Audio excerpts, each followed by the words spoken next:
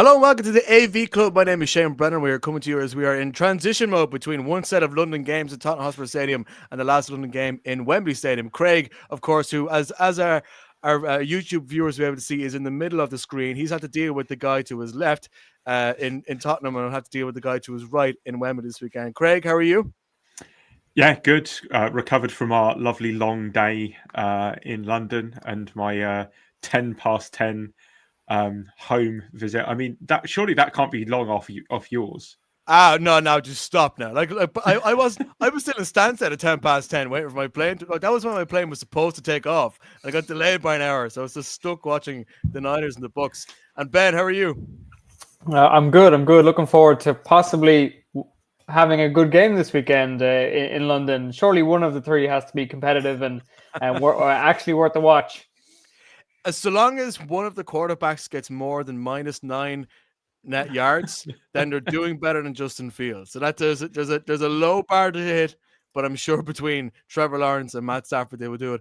We'll do a bit more London talk later on in the show. By the way, do you recognize this, Craic? You see this? You see this? Oh, it fits beautifully, does it? It does. This is the T-shirt that I caught in Tottenham Hotspur on Sunday. Right? It's class that it's my size. So I got a big London badge to go around in. Class is my size, but I've been abused in work today, or on Monday, sorry, when I came in, because my journalist colleagues, I go in and it goes, "Oh, how was the game?" "Oh, the game was grand. It was a nice experience, but I managed to catch a T-shirt." And they all looked at me and goes, "I'm assuming because you're upholding your standards of journalistic integrity that you get the T-shirt to somebody else in the crowd." I'm like, "No, I didn't. Of course I kept it." And free merch is free merch.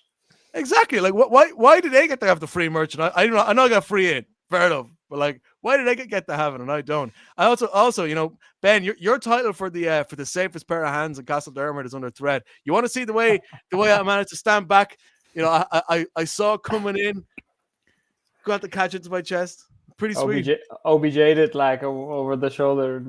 It wasn't quite that impressive. Not quite. Okay. Yeah. When you tell the story after with a few drinks in you just spin it that way.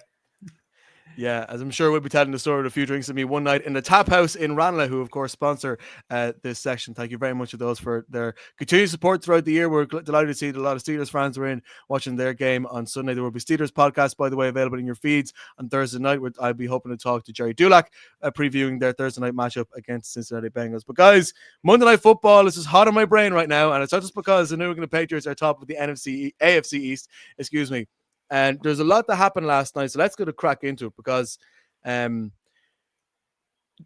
what do you want to start off with, Ben? I'll let you start off the pick. Shall we start praising the Falcons first, or do you want to just go straight in the Bills? I don't always feel like I'm being negative on these shows. No, let's give the Falcons their props. They came in with a great game plan in mind. They fed who they needed to feed. They fed Bijan Robinson. They fed Drake London. Michael Penix didn't exactly light up the field, but he did exactly what he needed to do to get the win. It was an extremely balanced offense, in terms of passing and rushing, and overall they played great defense and kept Josh Allen, who is, would have been in the front running for MVP the first 6 weeks of the season, and that's quickly dwindled away in the last two games. So. Props to the Falcons for playing an excellent game and coming in with a great game plan and executing. Yeah, I have to. We'll go with the Falcons then first, because I know Kieran Boyle loves calling them the Jets of the South, right? Which obviously, considering myself and Craic got a chance to see the actual Jets, really doesn't tally up with the way that this team has been playing. I think this game has definitely put into my mind that performance I had against Carolina was in week 4, when Carolina beat them 30 points to nil, was a complete outlier. More so for Atlanta than it was for Carolina, because Penix here looked confident. He looked like a better game manager, and they seem to be able to manage to control situations better. But Bijan Robinson, not only is he getting explosive plays, you look at his stats and say, okay, Evans 170 yards, 81 of those was that touchdown that they got in the second quarter, I think it was. But just there's a consistent role there that we've seen throughout the season where he gets the ball, and he's not just going on the line of scrimmage. It's all of a sudden he finds the gaps. The offensive line, by the way, in some of those run plays played absolutely excellent. They executed well, and execution is going to be a I think a big theme when we run across the 4 teams to play in Monday Night Football. Offensive line executed really well. Bijan Robinson executed really well. But it seems like every time he touches the ball, he gets 8 or 9 yards. It's incredible return from somebody who's going to be looking for a lot of money in his big contract next season, Craig. Yeah, and the one thing that you have to look at when you look at Bijan Robinson's stats, 170 yards rushing. He had about 68 yards in the receiving game as well. 12 forced missed tackles. That's the thing. That's what you look at there, is as much as your offensive line can help you, and they did help open up those running lanes for him, when you have a talent like Bijan who is elusive and is able to force double-digit forced missed tackles, you're going to end up picking up big yardage. And that's just what he does. Now, I don't want to get negative because they are playing very well at the moment, but I do worry a little bit with the tread on the tyres for Bijan Robinson going forward if their offense becomes 1 or 2 dimensional, as it will be with the fact that they've got him and London. I think they need to have a look at really spreading the load maybe a little bit more, the Falcons. 19 attempts, 170 yards for Bijan Robinson, 10 attempts, 32 yards for Tyler Algier. Then you look at what they were able to do in the receiving game. Your top receiver is Drake London, 158 yards. By the way, 100 yards for Drake London in the first half, 100 yards for Bijan Robinson in the first half. Apparently, the first 2 Falcons ever to have that. So props to them. Bijan Robinson is your second receiving output with 68 yards. Then it's Carl Pitts with 18. And you cannot sustain that across the season. So as much as we can praise the Falcons for what they've done against the Bills, which is really impressive, can you sustain that? Do you worry that maybe if Bijan was to go down a la Christian McCaffrey last year, does that just tank the Falcons? Yeah, it is a worry though. I mean, the Drake London aspect is actually what I'm more interested in terms of what we can expect from the Falcons full time. And especially by the time they circle around to playing in Berlin in a couple of weeks' time. I mean, we see it so many times in the league, and this is a problem with the Bills I'm going to touch on later, by the way, is when there is just a clear number one receiver that is getting all the action. We see with Jackson Smith and Jigba, who in fairness to him, tore up a really good game in Jacksonville over the weekend for Seattle, but then, where else is the offense to go if that channel just doesn't work? Because they're human beings. Sometimes they can't be perfect, as they are all the time. Drake London worked last night, but he was incredibly physical, I think, in the way he was able to make a lot of his catches, which is really positive to see. But the interesting thing is, Ben, I think as Craig was alluding to there, you have to be able to spread the offense and get more things going. I mean, even Penix in the rushing game, I think he's, it's a bit more scrambling as opposed to design runs, which is slightly different from what we've seen from him previously.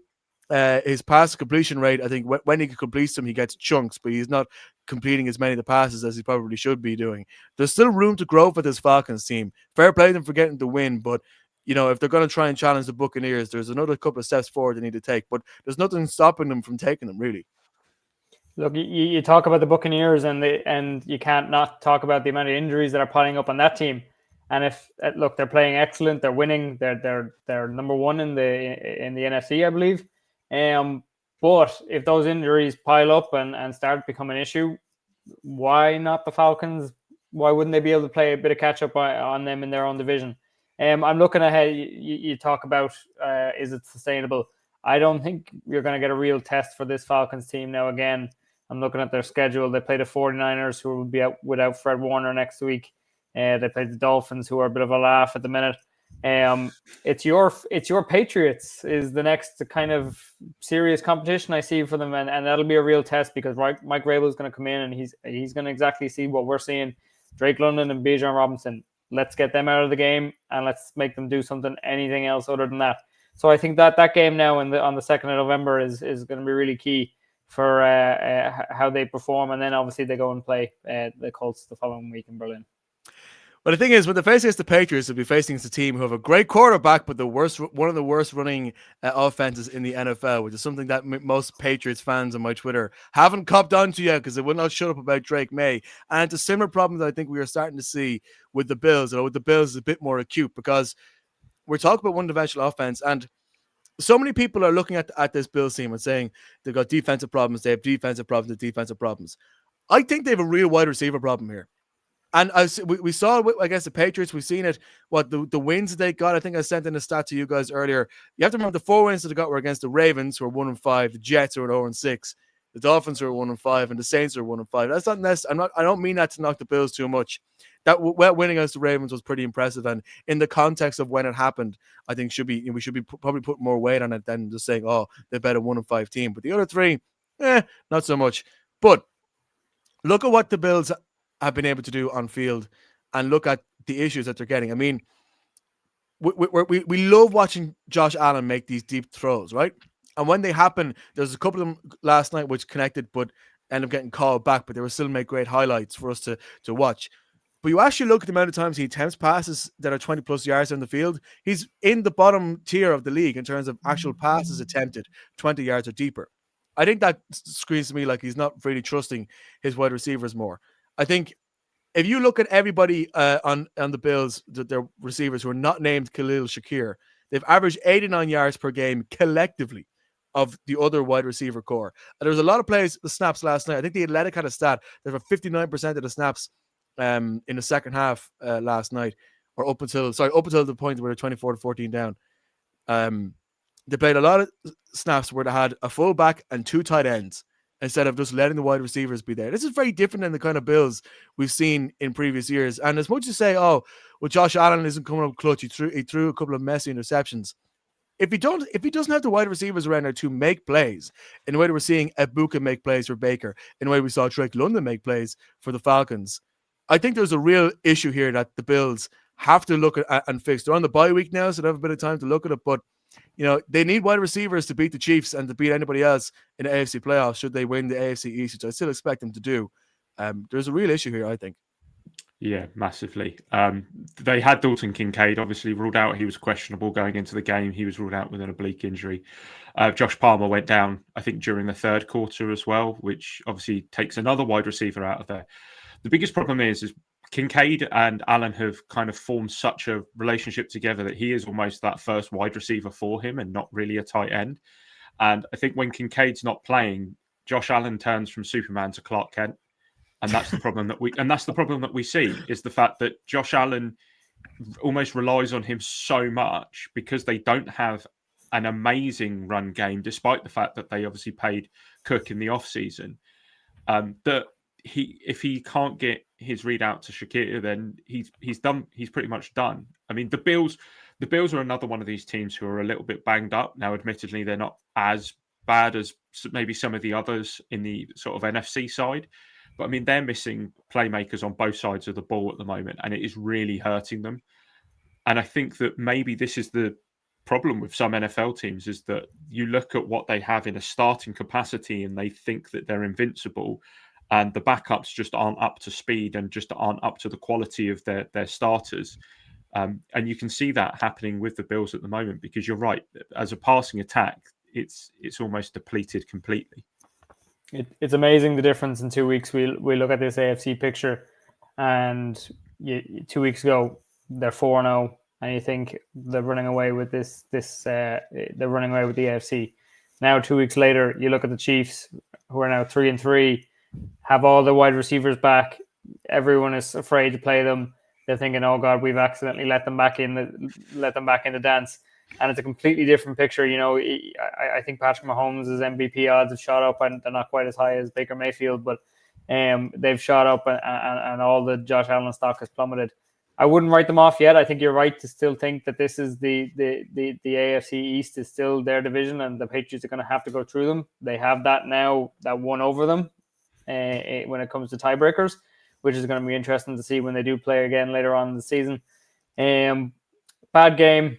As you said, injuries didn't help Matt Milano, stuff like that. But I'll be interested to see how they bounce back now against the Panthers now in 2 weeks.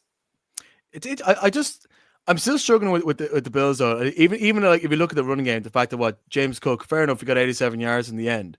But I feel like there's a lot of situational stuff as well where sometimes again, and in fairness, right, we had the same thing with the Bills last year, right? They started 3-2 last year. They came into October, had a bye week, I think somewhere in the middle, and it absolutely tore up the rest of the year. Beat the Chiefs in Orchard Park, and so on. So like I'm not pressing the panic button in a way that I've pressed the panic button with Baltimore, also in a bye week this week. But I just struggle to I struggle to see who the big playmaker is going to be, because I understand like, obviously like they have injuries in defense, and their defensive issues I think are something that's going to take a lot of work, but it's something I think that can be fixed.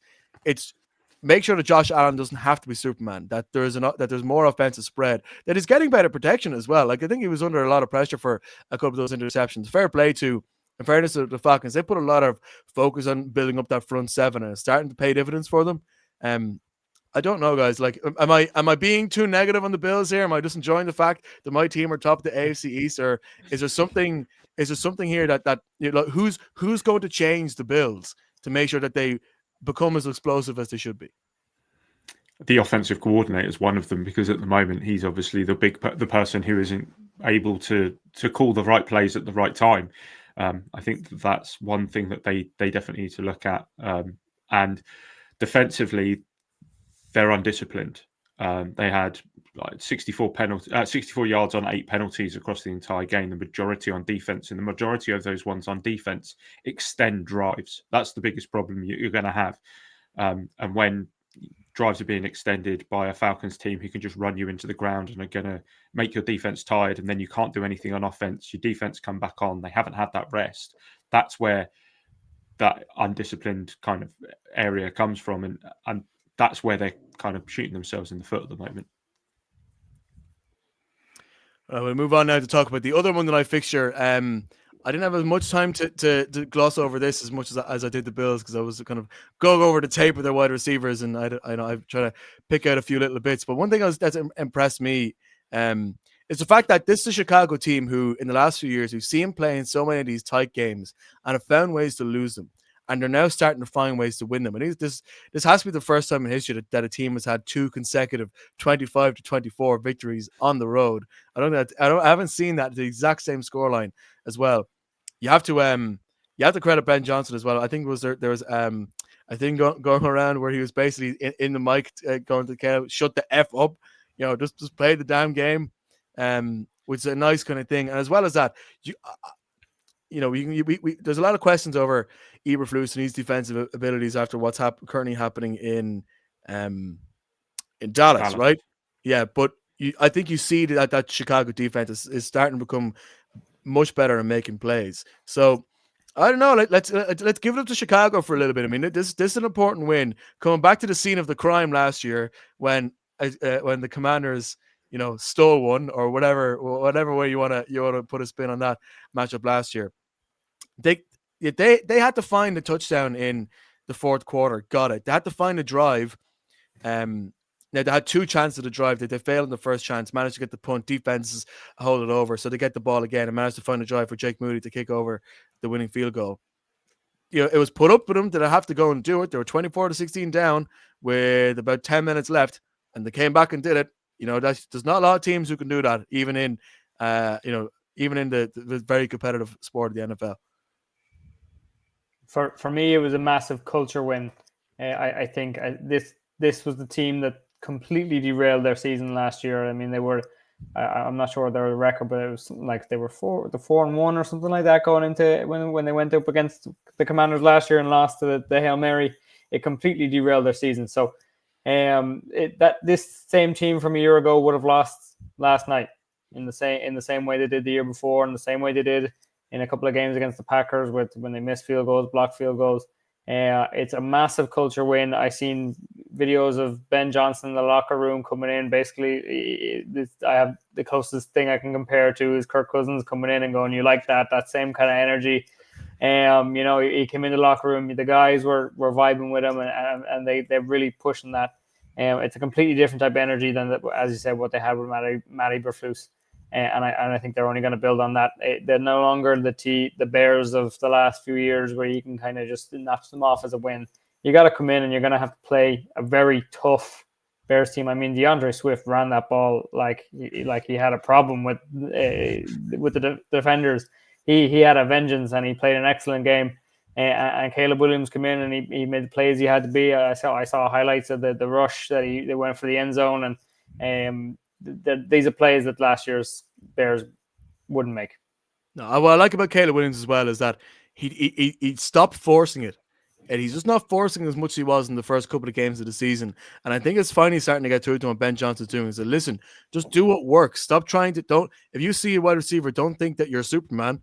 And, remember, you're a little bit Clark Kent, to use Craig's phrase. Just try to stick with what works. He completed 17 or 29, which isn't the greatest stats, but what he got was efficient. And like you said, like the guys around him, I think are starting to play better. The offensive line is starting to get a bit more room. The defense started playing better. And against the Commanders team who have dropped another close one, Craig. And somebody was saying in the group earlier is Jaden Daniels this year's CJ Stroud, which I don't think is the insult that people see it as being. But I think what we're seeing with the Commanders overall is the fact that last year they won a lot of close ones and they had to mount a lot of comebacks. Now they're a bit more of a known entity, and I think people are starting to decode them a little bit, and that just takes time to get through that transition.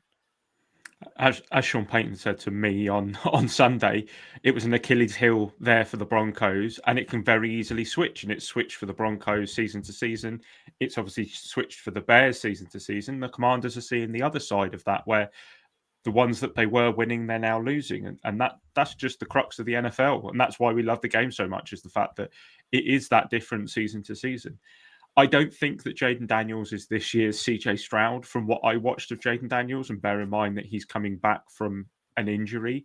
He looked close to the play that he had last year. Some of those scrambles that he had, the elusiveness that he had, being able to kind of shake. The one thing that I really like about Jaden Daniels is he plays skinny when he runs. So he makes it very difficult for people to take him down. And a lot of the defenders seem to, and we go back to Superman, try and Superman tackle him and try, if anyone's played Madden, they're not using the hit stick. They're pressing X on that Xbox controller and diving for the player. And it doesn't work with Jaden Daniels because he's just that quick and he's got that agility to just blitz past him. The amount of times that the Bears defenders were diving at his legs and he was sidestepping, getting the first down, running out of bounds as opposed to trying to play hero ball and just extending drives. He wasn't 100% accurate and it wasn't a 100% game. He had the interception. He fumbled the ball. Obviously, they had another fumble with their rookie running back. The Bears, in fact, I'm just going to switch it back to the Bears a little bit. They're turning into turnover machines. That's their third straight game with 3 or more turnovers. And they're now at a differential of +8, which leads the NFL along with another team. I can't remember who it is. But that means they've got 12 turnovers and 4 giveaways. I think that's fantastic football from Ben Johnson's team, and that's the kind of stat line that is going to help propel you up your division. In the terms of the Commanders, they're in the NFC East, a division I know very well, close to my heart. I think it's a very open division this year. The Cowboys don't seem to want to win it. They like putting their cornerbacks in another stadium, let alone on the same field.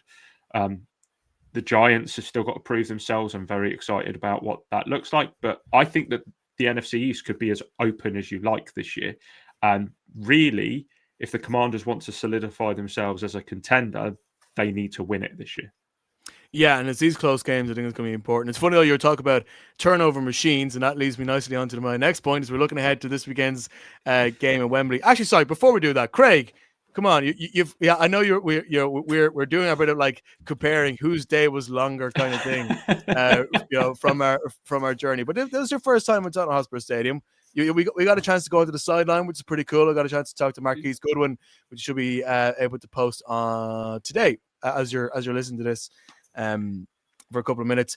I saw, shout out to Anthony Wooten, by the way, friend of the show. I saw Rich Eisen showing his book to Kurt Warner. I was like, I was about 6 feet away from Rich Eisen and Kurt Warner as I was in the red carpet waiting for Sky Sports to finish talking to Micah Richards. How many name drops can I get into one sentence there?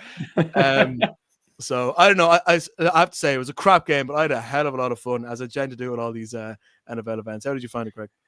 Yeah, I think the sideline thing kind of stands out for me. Being on an NFL sideline is quite possibly one of the most surreal experiences of my life. Just walking around the end zones. As you said, the people that we saw, I walked past Kay Adams on the red carpet. Micah Richards is massive. I'm just saying that as somebody who's quite tall myself. Micah Richards is a unit of a man. I'm Yeah. glad you brought that up. I was sitting at home and I seen the picture of you two guys on the sideline, and Shane, you're not small No. by any stretch of the imagination. Oh my God, Craig, we No. never met in person. I was so surprised. Craig is unnervingly tall. It's like I saw him in the NFL shop on Tottenham. I was like, "Oh, hi, Craig." You're screwed, Ben. Because you have to stand between him and Kieran Donovan, who's also I'm aware. I'm going to just stand further back so that the aspect ratio makes it look like we're the same. But no, I'm glad you picked up on it now, because it was the first thing I noticed when the pictures came up. But yeah, it looked like you guys had an absolute ball.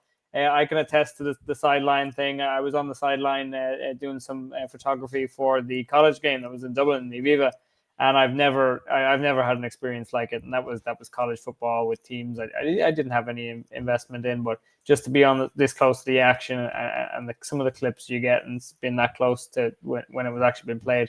So yeah, it's amazing to get to see football that close, and look, it was a terrible game. As a fan, I'm sitting there watching it when we're in the car driving around, and oh my God, it was awful to watch. But it's football in our continent, and it's closer, and it's accessible, and like it's never been before, and we're going to take it, and we're going to still go every year, so even though if they send us terrible games. But this game this weekend doesn't seem to be that case.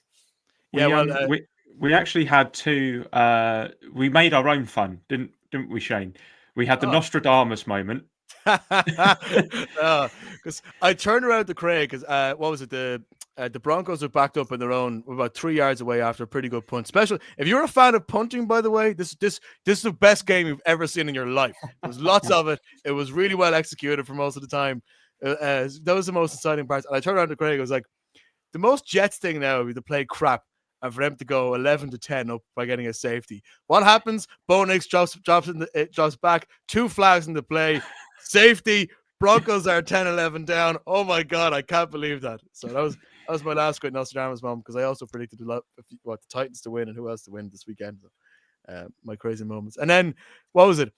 Do you remember the Abercrombie and Fitch moment where we're sat there, we're doing our due diligence, we're looking at the stats, etc., and we notice there's a cameraman just in front of us, and kind of a bit suspicious. He keeps moving, and probably about 5 or 6 rows in front of us, the Abercrombie and Fitch giveaway happened, and there's just me and Shane in the background on the big screen as they're giving out all of these prizes, and we're just hiding behind our laptops. And then there was obviously there was the catch. They're calling it the catch now. The immaculate reception of a T-shirt. That was fun. And then what was the that's the other thing that was on my mind. I was gone from me now. It was a fun day all around, and like you guys are now going to have to argue who's going to do the Rams, who's going to do the Jags. You guys are going to have to split up the press conferences now. I have to say, in Wembley, right, here's a nice bit of behind the scenes, because I've done 2 Wembley games in Wembley, right. The Jaguars, as you did last year, Craig, they get the nice press room that the England FA use, and you sit in there, and there's nice chairs.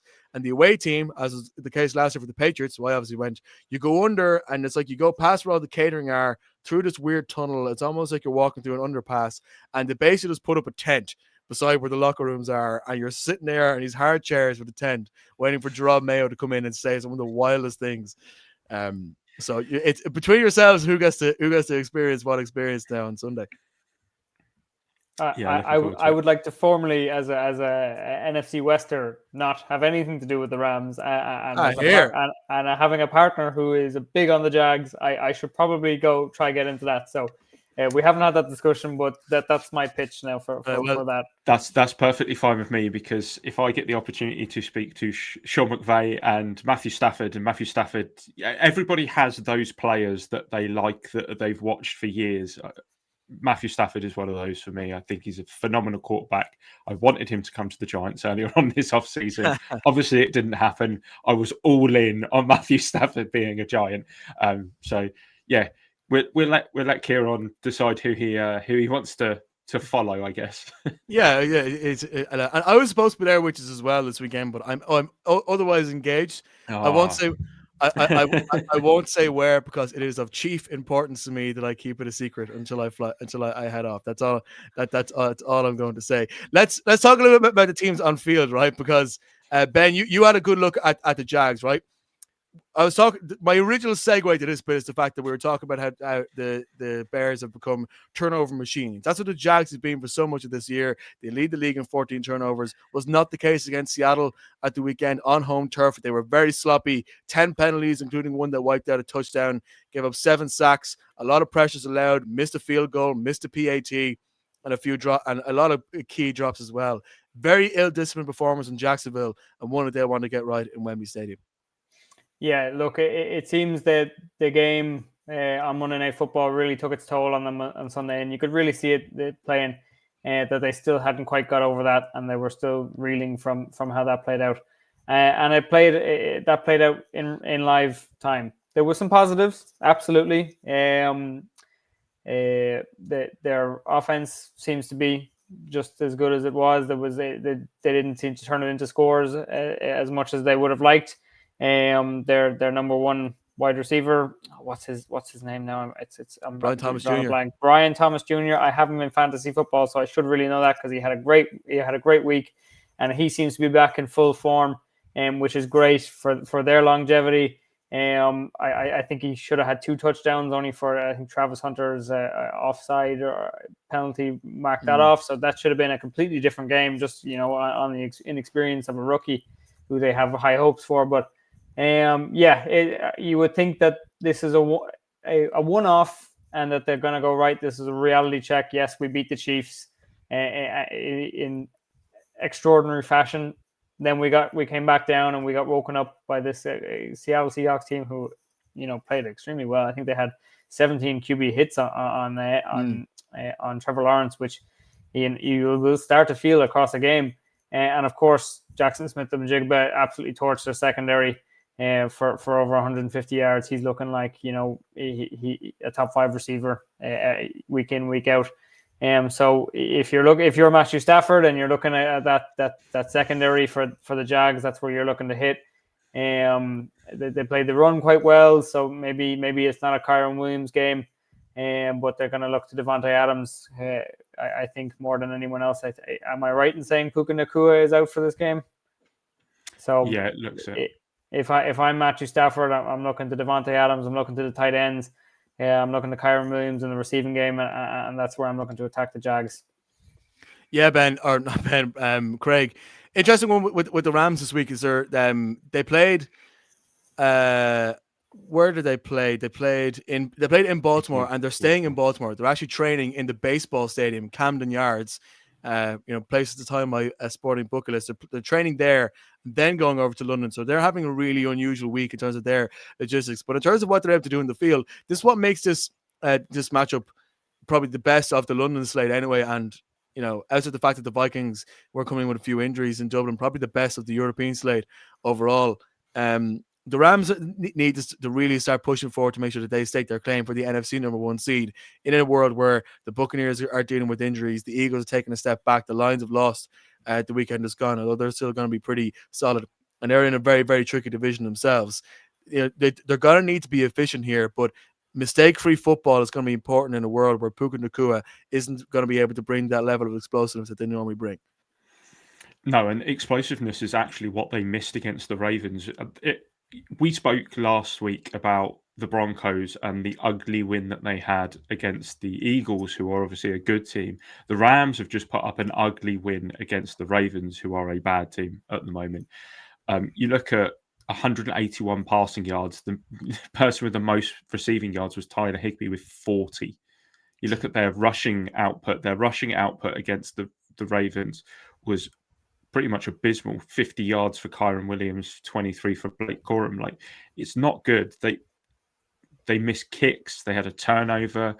They had more penalties than I think they've had for ages. Like, it's just a really bad week. And the fan in me wants that to kind of be the kind of one and done kind of situation for them having a bad game, and we come into Sunday and we actually see 2 teams just really go for it and almost turn into a little bit of a shootout, something that we haven't seen in the London games in recent years, especially since the sort of 1 year where it was off in COVID. I think since it's returned, it's been pretty lackluster across the board for every game that's come across here.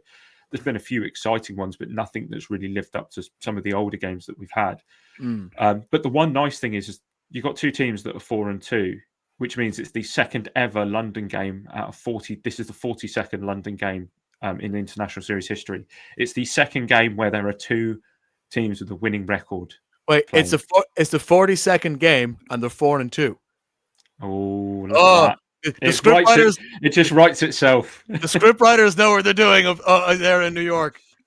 But yeah, since 2007, this is only the second game where both teams are coming in with a winning record. I mean, that is testament to the kind of dross that has graced our fair shores over the years. You say that, right? I'm going to put up something on the screen for our YouTube viewers. You were referring to earlier to one of the greatest games you've seen in Wembley between Washington, won't say what they were called back then, and the Cincinnati Bengals. A 27-all thriller. Look at some of the stats there. Kirk Cousins passing for, 458 yards. You were at this game, Craig, weren't you?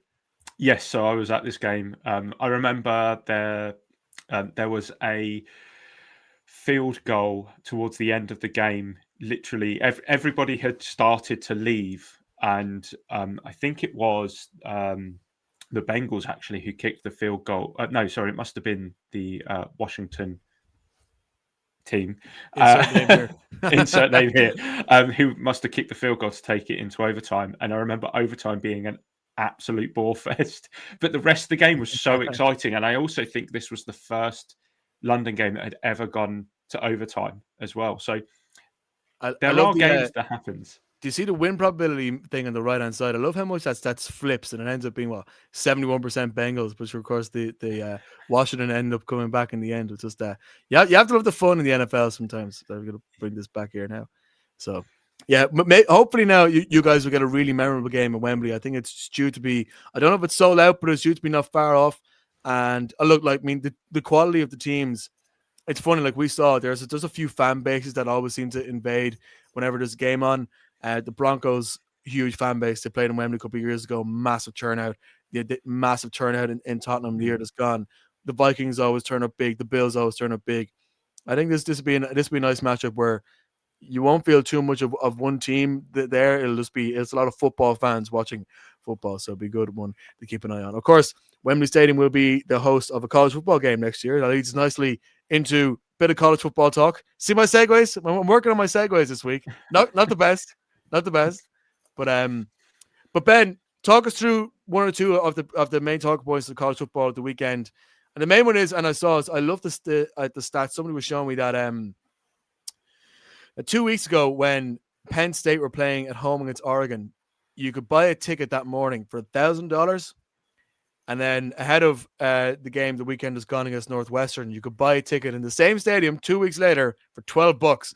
And sure enough, head coach has been thrown to the curb. Quite the fall for a Big Ten team. Most people were expecting we're going to make a push for the Big Ten title this year. Obviously the biggest news of the weekend coming out of college football. The third loss in a row for Penn State, who last year were a top 4 team. That they were one score shy of competing in the national championship in that game against Notre Dame. Had high hopes this year. Had a very highly touted possible first round draft pick in Drew Aller, who is now out for the season. It seems a bit rash to get rid of James Franklin as quickly as it did. It seems that the two sides have had some issues long-standing, and winning covers a lot of that. And then when you start losing some games when you have a lot of expectations and you have national championship expectations and a national championship expectant roster, so it seems like the two teams have parted ways, and I don't think James Franklin next year is going to have a problem finding a job somewhere. He's an excellent head coach, and he's going to find a team that suits. But it's very surprising to see this team struggle as much as it is. Obviously, their season is pretty much over now that Drew Aller is gone. But yeah, it's exciting times, and this is they talk about all the time how much college football is turning very much more like the pro football now that the players are being played in NIL and stuff like that. This is exactly what you see in the NFL, where coaches are turned over a lot more in the NFL if it's a results-driven game, and you're starting to see it now in college football. Yeah, and it's funny as well as how quick teams can turn around. The fact that the Indiana Hoosiers are the best team in the Big Ten at the moment with a 6-0 overall record, 3-0 in the conference, but they had a big win at Oregon at the weekend. So yeah, no, really, really interesting to see that one. Did you like what you saw? I don't know. I was going to ask you, Craig, but I don't know. Have you seen much of this at the weekend as well? It's funny. Like I always do the same thing with college football. In September, I'm locked in, and then we get the international games, and all of a sudden, my attention gets drawn elsewhere. Whereas, Ben it's the only sport he likes is American football, so he sticks to it. Whereas, so that's why he's able to lock in on this easier than I. Yeah, my college football acumen comes down to how FSU tend to be doing and whether I actually watch it. And with FSU currently dropping the last three, like Penn State did, it has wavered a little bit. So my knowledge is not great. So I'll pass it back to Ben in a second. I just wanted to point out one thing. James Franklin is going to cost Penn State $49 million between now and 2031, which is when his contract was supposed to end. That's a lot of money. It's amazing how much money people get paid in the sport. But I have to remember as well, he's a public employee by being a head coach at Penn State, technically speaking. So there's public money, or whatever way it's sort of put on the books that he's a public employee, he's getting paid. Like Connor McDavid, who is like one of the best, if not the best hottest hockey player in the league right now, is getting paid $17 million a year, and that's massive in the NHL, and it's nothing compared to a college football head coach. Crazy amount of cash. But anyway, Ben, so I'll go back on to you. Indiana, you were saying earlier, are looking pretty solid. Indiana are looking great, which is something I never thought I was going to say going into the season. I mean, they made the college football playoffs last year, but with 12 teams getting in, the back half of that playoff ranking seemed to be kind of just filler stopgaps for the teams that were destined for the college football national championship. But this year, I mean, right now they're ranked number 3. Now they're behind Ohio State. I know you were saying that they were number 1 in the Big Ten. Ohio State still rules that roost, and then they got to go through them in order to take over there. But for once, it feels that there's someone up against them that can really put it to Ohio State, because the last year has been. It's been them and pretty much nobody else. Penn State, of course, had high hopes last year, but didn't have the playoff success. It's a really open rank. I'm looking at the rankings here now. The teams on here that I never expected to see in the top 5. Miami, are with Carson Beck at the helm, are coming in, and they're playing extremely good football and are ranked number 2. Texas A&M, who had a really strong year last year, built on that. They're ranked number 4. Ole Miss, 6-0, very surprising. But they all have to go through Ohio State and that excellent defense and that excellent Ryan Day coach team. And I have no stake in any of these football teams, so maybe that's why I find it easier to keep a close eye on all these. I have zero stakes. You pick the Gators. You've got Florida State. I'm not brave enough to pick a Florida team. I wouldn't do it to myself. Miami are doing well. Come on. They are, yeah, but I'll leave it at that. But college football still a lot of good games to play the rest of the season, and it's only rampant. I did do one little thing on Indiana where I found out that number 3 is their highest ever ranking in the AP top 25. So that if that shows what is happening at that college at the moment, that's indicative of it. Yeah, and their quarterback that they got there is something special. Fernando Mendoza. He's playing himself into a high first-round draft pick. He's playing really good football, and it's just going to show you that the type of guys they're bringing in there, and they're developing their guys and turning into a really good football team.